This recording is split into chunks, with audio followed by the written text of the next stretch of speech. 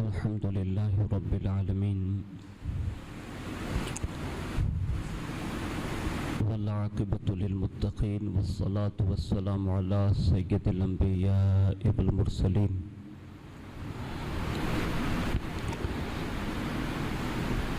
وعلى آله وصحبه وابنه الغوث الأعظم الجيلاني ومعين الملة والدين وشيخ الإسلام والمسلمين أعلى الحضرة الإمام أحمد رضا وعلى عباد الله الصالحين أجمعين أما بعد فأعوذ بالله من الشيطان الرجيم بسم الله الرحمن الرحيم قال اهبطا منها جميعا بعضكم لبعض عدو فإما يأتينكم مني هدى فمن اتبع هداي فلا يضل ولا يشقى ومن أعرض عن ذكري فإنه له معيشة ضنكا ونحشره يوم القيامة أعمى قال ربي لما حشرتني أعمى وقد كنت بصيرا قال كذلك أتتك آياتنا فنسيتها وكذلك اليوم تنسى وكذلك نجزي من أسرف ولم يؤمن بآيات ربه ولعذاب الآخرة أشد وأبقى أفلم يهد لهم كم أهلكنا قبلهم من القرون يمشون في مساكنهم إن في ذلك لآيات لأولي النهى صدق الله مولانا العظيم وبلغنا رسوله النبي الأمين المختار الكريم ونحن على ذلك لمن الشاهدين والشاكرين والحمد للہ رب العالمین۔ آئیے سب سے پہلے مذہب اہل سنت والجماعت یعنی کہ مسلک اعلیٰ حضرت کے قدیم دستور کے مطابق ہم سب کے آقا و مولا حضور سراپا نور سیدنا محمد الرسول اللہ صلی اللہ تعالیٰ علیہ وآلہ وسلم کی بارگاہ پر نور میں جی لگا کر درود پاک کی نظریں پیش کر لیں۔ اللہم صلی علی سیدنا مولانا محمد معدن الجود والکرم وعلی آلہ وصحابہ وبارک وسلم۔ نبی اور آل نبی پر ایک بار اور محبت سے جی لگا کر درود پاک پڑھ لیں۔ اللہم صلی علی سیدنا مولانا محمد معدن الجود والکرم وعلی آلہ وصحابہ وبارک وسلم۔ صلاۃ و سلام علیک یا رسول اللہ صلی اللہ تعالی علیہ وآلہ وسلم۔ حصول برکت کے لیے ایک بار اور درود پاک کی نظر پیش کریں۔ اللہم صلی وسلم وبارک علی سیدنا مولانا محمد النبی الامی الحبیب العلی القدر العظیم الجاہ وعلی آلہ وصحابہ وبارک وسلم۔ صلاۃ و سلام علیک یا رسول اللہ صلی اللہ تعالی علیہ وآلہ وسلم۔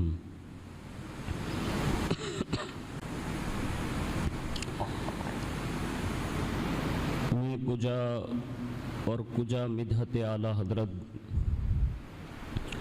میں کجا اور کجا مدحت اعلیٰ حضرت، اونچے اونچوں سے سنو رفعت اعلیٰ حضرت، اونچے اونچوں سے سنو رفعت اعلیٰ حضرت، اور بحر علمی ہوا آفاق میں جاری ان کا، بحر علمی ہوا آفاق میں جاری ان کا، ساری دنیا میں ہوئی شہرت اعلیٰ حضرت، ساری دنیا میں ہوئی شہرت اعلیٰ حضرت، اور بھاگتے پھرتے ہیں ارباب ضلالت ان سے، بھاگتے پھرتے ہیں ارباب ضلالت ان سے، سب پہ ہے چھائی ہوئی ہیبت اعلیٰ حضرت، سب پہ چھائی ہوئی ہیبت اعلیٰ حضرت، اور جس طرف دیکھیے بجتا ہے انہی کا ڈنکا،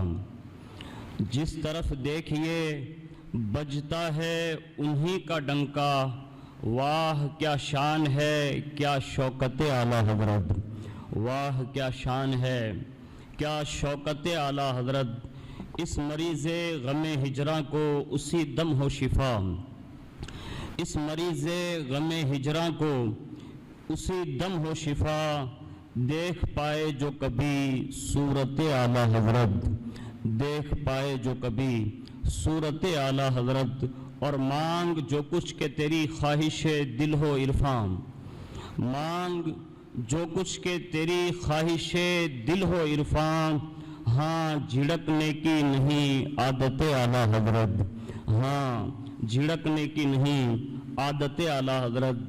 ایک بار بڑی محبت کے ساتھ درود شریف پیش کر لیں، اللہم صلی علی سیدنا مولانا محمد معدن الجود والکرم وعلی آلہ وصحابہ وبارک وسلم، صلاۃ و سلام علیک یا رسول اللہ صلی اللہ تعالی علیہ وآلہ وسلم۔ اللہ رب العزت کی توفیق سے ہم اور آپ ماہ سفر المظفر میں اس کے پہلے عشرے کے یہ جمعۃ المبارکہ کے عظیم موقع پر حاضر ہیں۔ اللہ رب العزت ہمیں اس ماہ مبارک کی برکتوں رحمتوں سے سرفراز فرمائیں، اور پوری دنیا اس بات کو جانتی ہے کہ یہ مہینہ عرس اعلیٰ حضرت کا مہینہ ہے، اور پوری دنیا سنیت اپنے رسوخ کے ساتھ اپنی اپنی حیثیت اور اپنی اپنی شان کے مطابق بارگاہ امام عشق و محبت اعلیٰ حضرت فاضل بریلوی رضی اللہ تعالیٰ عنہ میں اپنا خیرات پیش کرتے ہیں۔ اللہ نے توفیق دی اور وقت میں اگر برکت رہی تو چند گوشے آپ کے گوش گزار کرنے کی سعادت حاصل کروں گا۔ اس سے پہلے سورہ طٰہٰ شریف کی چند آیتیں میں نے آپ کے سامنے تلاوت کرنے کا شرف حاصل کیا، اس کا کچھ مفہوم آپ کے سامنے عرض کر دوں تاکہ ہمیں اور آپ کو پتہ چل جائے کہ اس دنیا میں بندہ اگر گمراہیت سے بچنا چاہتا ہے اور آخرت کی بدبختی سے بچنا چاہتا ہے تو اس کو اب کرنا کیا چاہیے، یہ فلسفہ اپنے ذہن میں بٹھانے کی کوشش کریں۔ خود اللہ رب العزت نے ارشاد فرمایا، قَالَ اهْبِطَا مِنْهَا جَمِيعًا بَعْضُكُمْ لِبَعْضٍ عَدُوٌّ فَإِمَّا يَأْتِيَنَّكُمْ مِنِّي هُدًى فَمَنِ اتَّبَعَ هُدَايَ فَلَا يَضِلُّ وَلَا يَشْقَىٰ۔ فرمایا کہ تم دونوں مل کر جنت سے اترو، تم میں ایک دوسرے کا دشمن ہے، پھر اگر تم سب کو میری طرف سے ہدایت آئے تو میری ہدایت کا پیرو ہوا وہ نہ بہکے اور نہ بدبخت ہو۔ اس آیت کے ضمن میں مفسرین نے یہ بات لکھی ہے کہ جب حضرت آدم علیہ نبینا علیہ السلام سے لغزش پیغمبرانہ صادر ہوئی تو اس کے بعد اللہ تعالیٰ نے حضرت آدم علیہ السلام اور حضرت حوا رضی اللہ تبارک و تعالی عنہا سے فرمایا کہ تم دونوں اپنی ذریت کے ساتھ مل کر اکٹھے جنت سے زمین کی طرف اتر جاؤ، تمہاری اولاد میں سے بعض کے دشمن ہوں گے، دنیا میں ایک دوسرے سے حسد، دین میں اختلاف کریں گے۔ پھر فرمایا، اے اولاد آدم، اگر تمہارے پاس میری طرف سے کتاب اور رسول کی صورت میں کوئی ہدایت آئے تو میری ہدایت کی جو پیروی کرے گا وہ دنیا میں گمراہ نہیں ہوگا، اور ارشاد فرمایا اور نہ آخرت میں وہ کبھی بدبخت ہوگا، کیونکہ آخرت کی بدبختی دنیا میں حق کے راستے سے بھٹکنے کا نتیجہ ہے۔ تو جو کوئی اللہ تعالیٰ کی کتاب اور اس کے برحق رسول کی پیروی کرے، اس کے حکم کے مطابق چلے، وہ دنیا میں گمراہ ہونے سے اور آخرت میں بدبختی سے اور اس گمراہی کے سبب جو عذاب اور وبال ملنے والا ہے اس سے وہ نجات پا جائے گا۔ یہ قرآن عظیم کا بے روک ٹوک فیصلہ ہے کہ بندہ گمراہ ہونے سے اسی وقت بچ سکتا ہے جب وہ اللہ کی کتاب اور اس کے بھیجے ہوئے پیغمبروں کے مطابق زندگی گزارنے کی کوشش کریں، ورنہ حالات اتنے سنگین ہیں کہ ایک ایک قدم پر بندہ مطلب اب پھونک مار مار کر چلنے کی کوشش کریں، بڑے حالات نازک ہو رہے ہیں۔ اس کے سوا اس آیت کریمہ کی تفسیر سے یہ بھی معلوم ہوا کہ اس امت کے لوگوں کا قرآن مجید کے دیے گئے احکامات پر عمل کرنا اور حضور صلی اللہ علیہ وسلم کی اطاعت کرنا انہیں دنیا میں گمراہی سے بچائے گا۔ یعنی اب ہمارے لیے رسول اللہ کی زندگی ہے، جو رسول اللہ کی زندگی پر عمل کرے گا وہ گمراہی سے بچے گا، ورنہ وہ کہیں نہ کہیں ضرور بھٹکے گا۔ اور آخرت میں اگر بچنا ہے اور نجات چاہنی ہے تو بھی رسول اللہ کی زندگی ہے اور قرآن عظیم ہے، اگر اس پر عمل کیا گیا تبھی بندہ آخرت میں نجات پائے گا۔ لہذا ہر ایک کو چاہیے کہ وہ قرآن کے فرامین کو خود بھی پڑھے، اپنے سے اعلیٰ لوگوں سے سمجھے اور اس پر عمل کریں، رسول اللہ کی سیرت کا خود مطالعہ کریں، اپنے سے بہتر لوگوں سے حضور کی زندگی کے پہلو سمجھیں، تاکہ کم از کم وہ گمراہیت سے بچ جائے گا اور آخرت میں عذاب نار سے بچا لیا جائے گا۔ یہ قرآن عظیم کا ایک بہترین فیصلہ جو میں نے آپ کے سامنے پیش کرنے کی سعادت حاصل کی۔ دوسری آیت سنیے، اللہ رب العزت ارشاد فرماتا ہے، اور جس نے میری یاد سے منہ موڑا تو بے شک اس کے لیے تنگ زندگانی ہے، اور ہم اسے قیامت کے دن اندھا اٹھائیں گے۔ وہ کہے گا، اے میرے رب مجھے تو نے کیوں اندھا اٹھایا، میں تو اخیارہ تھا۔ فرمایا جائے گا کہ یوں ہی تیرے پاس ہماری آیتیں آئی تھی، یعنی نشانیاں آئی تھی، تو نے انہیں بھلا دیا، اور ایسے ہی آج تیری کوئی خبر نہ لے گا، یعنی تیرا کوئی پرسان حال نہیں ہوگا۔ وَكَذَلِكَ نَجْزِي مَنْ أَسْرَفَ وَلَمْ يُؤْمِنْ بِآيَاتِ رَبِّهِ وَلَعَذَابُ الْآخِرَةِ أَشَدُّ وَأَبْقَىٰ۔ فرمایا ہم ایسا ہی بدلہ دیتے ہیں جو حد سے بڑھے اور اپنے رب کی آیتوں پر ایمان نہ لائیں، اور بے شک آخرت کا عذاب سب سے سخت تر اور سب سے زیادہ دیر پا ہے۔ آج ہمیں اور آپ کو بھی اپنی زندگی کا تھوڑا سا محاسبہ کرنا چاہیے کہ آج ہم اور آپ کتنے دین سے دور ہو گئے، اور ہماری اور آپ کی زندگی کا ایک ایک گوشہ اس بات کی گواہی دے رہا ہے کہ اللہ اور اس کے رسول کی نافرمانی پر آج پوری انسانیت تلی ہوئی ہے۔ اگر کوئی کافر گناہ کرے نا، کوئی کافر جرم کرے، کوئی مشرک جرم کرے نا، تو اتنا افسوس نہیں ہوتا، اس لیے کہ ان کے پاس کوئی رہنما نہیں۔ لیکن جب ایک مومن غلطی کرتا ہے تو افسوس ہوتا ہے کہ جس کے پاس آمینہ کے لال جیسا سید المرسلین ہو اور وہ امتی اگر گناہ کر رہا ہے تو یہ بڑا افسوسناک حیرت انگیز ثانیہ ہوتا ہے۔ اس لیے آپ سب سے گزارش ہے، اللہ کے لیے اپنے محبوب صلی اللہ علیہ وسلم کو راضی کرنے کے لیے اپنے آپ کو نیکیوں کی طرف آمادہ کریں، برائیوں سے اپنے آپ کو بچائیں، ورنہ قیامت کے دن اندھے اٹھائے جانے کے سوا اس کے سوا کوئی راستہ نہیں ہوگا۔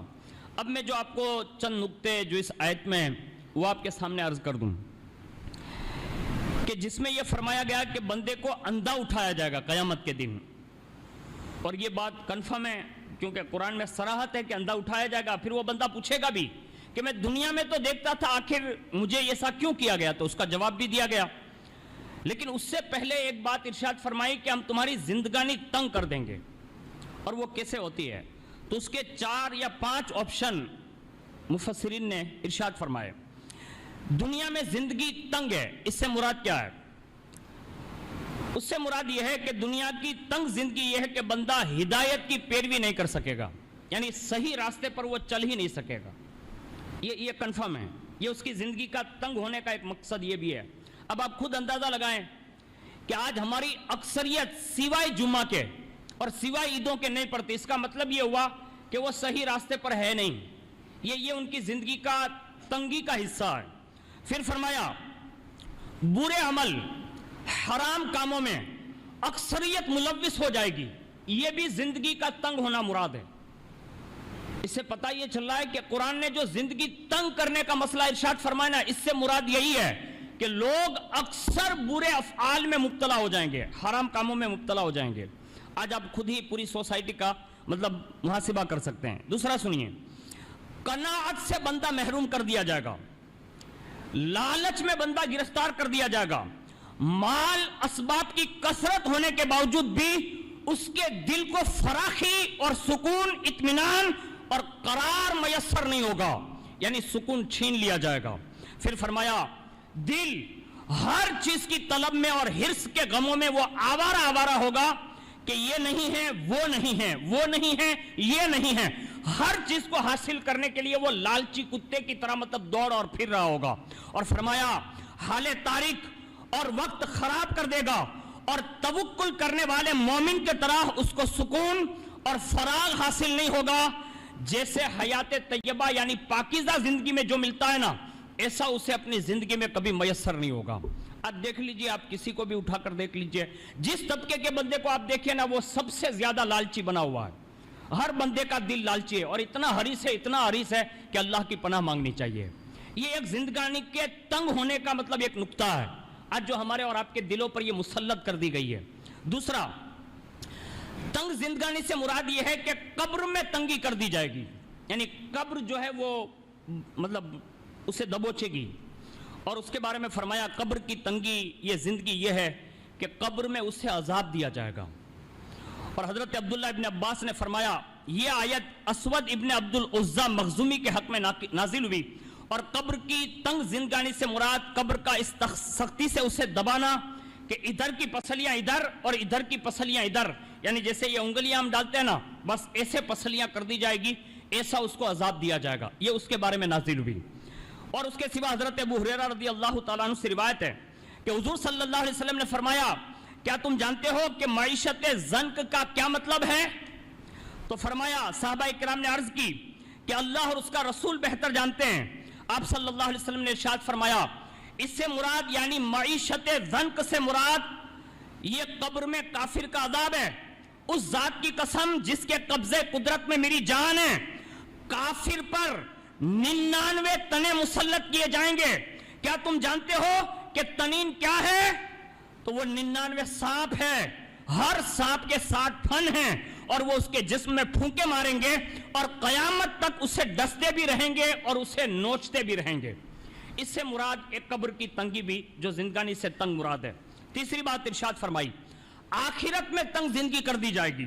آخرت میں تنگ زندگی کا مطلب یہ ہوگا کہ اسے جہنم میں پھینک دیا جائے گا، یعنی عذاب دوزخ سے اسے آشنا کرایا جائے گا۔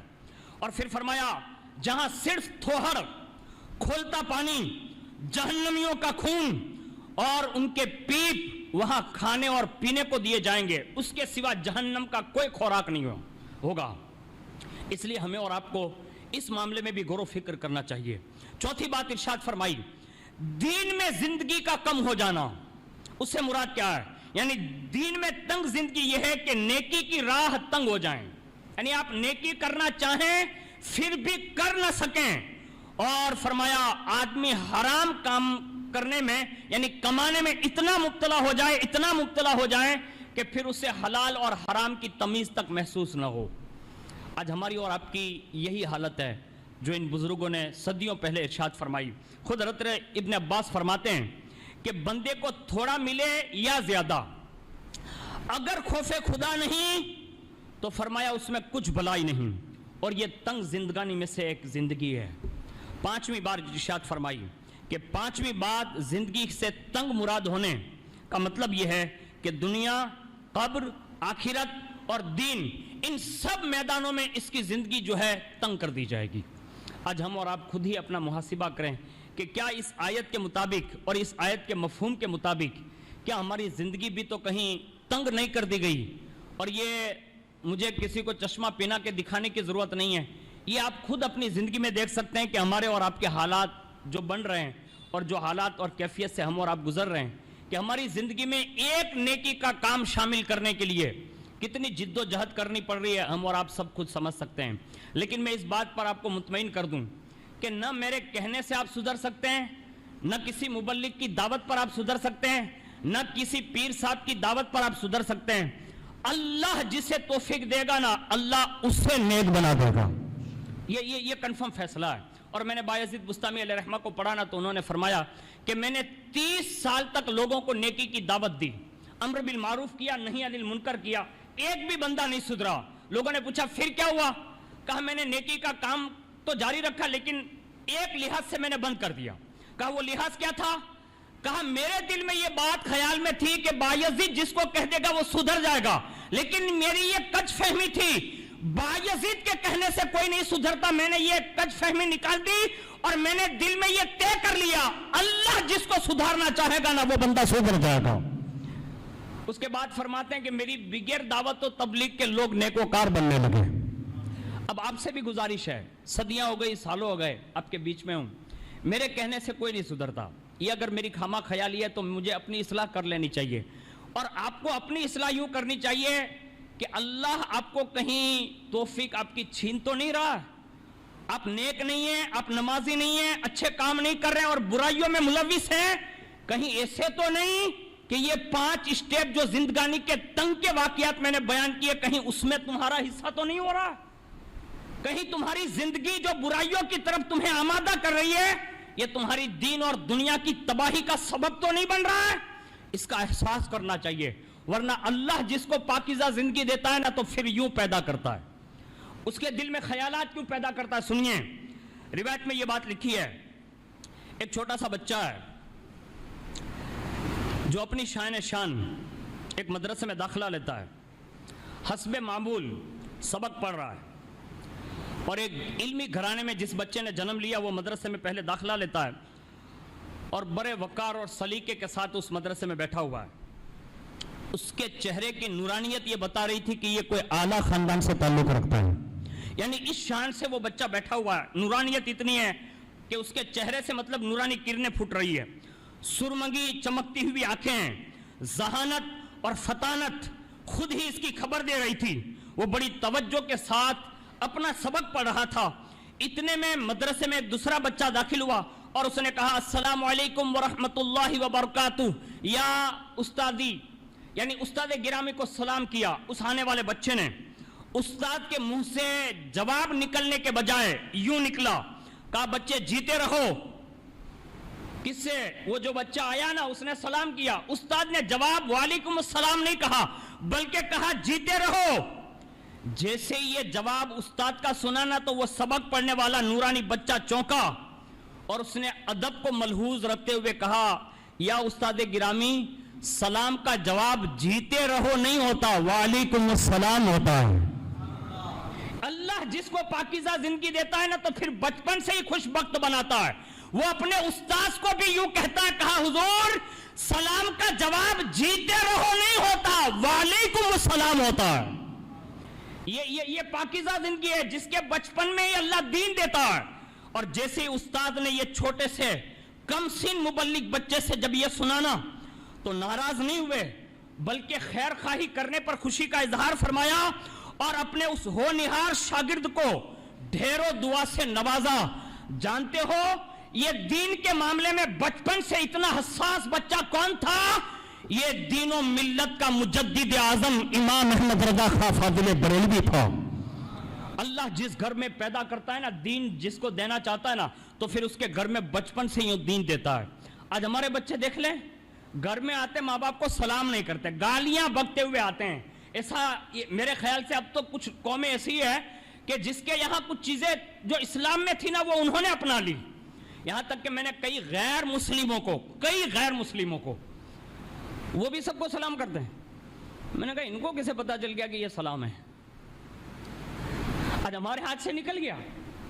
آج ہمارے یہاں تو خالی ایسی ٹھوکر لگ جائے نا انجانے میں تو ایسی آنکھیں نکلتا ہے جیسے تلوار لے کے بھی مار دے گا.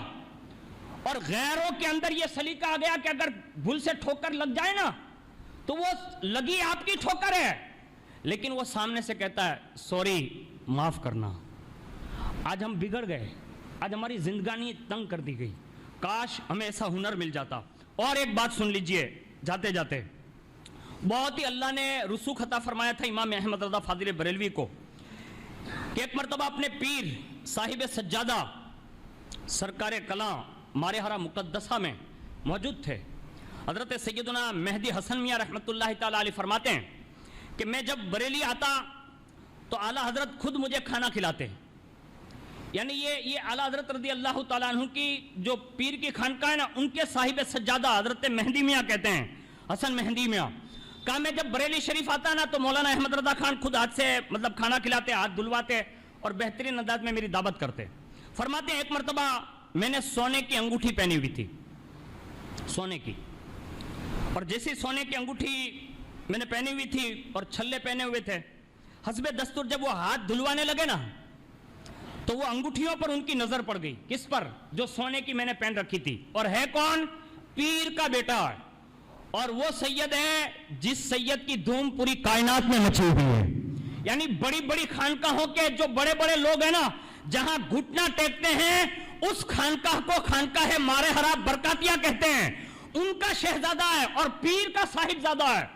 لیکن واہ احمد رضا, تم نے کتنا حسن سلوک کے ساتھ اپنے پیر کے بیٹے کو بھی سمجھانے کے لیے کوششیں کر لی.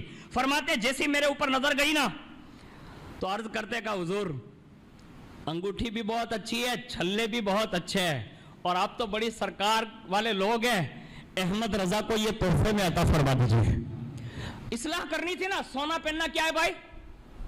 زور سے بولو نا یار. મને ખબર છે કે તમે લગ્ન ટાણે નહીં પહેરતા હો, મારો ઉસને જન છે, પણ કદાચ પહેરતા હોવ ને અને અવારનવાર આપણે માણસોને જોઈએ કે જેને 2-3 વીઘા વેચાઈ જાય ને એટલે ચેન આવી જાય, થોડોક વધારે વેચાય ને તો અંગૂઠીઓ આવી જાય, અને થોડોક વધારે વેચાય ને તો ધૂમ, એનથી વધારે કાંક વેચાય તો મારામારી ચાલુ, એની લૂંટમ લૂંટી જાય ને તો મારા ભાઈ એટલો બધો પૈસો આવે ને તો એને હજમ કરતા શીખો. અલ્લાહની બારગાહમાં દુઆ કરવી જોઈએ કે એ અલ્લાહ આ દીધો છે ને તો હારી રાહમાં ખર્ચ કરવાની તૌફીક અતા ફરમાવજે. તો સોનાનો ચેન યા અંગૂઠી પહેનવી શું છે? જોરથી બોલો, हराम हराम हराम हराम.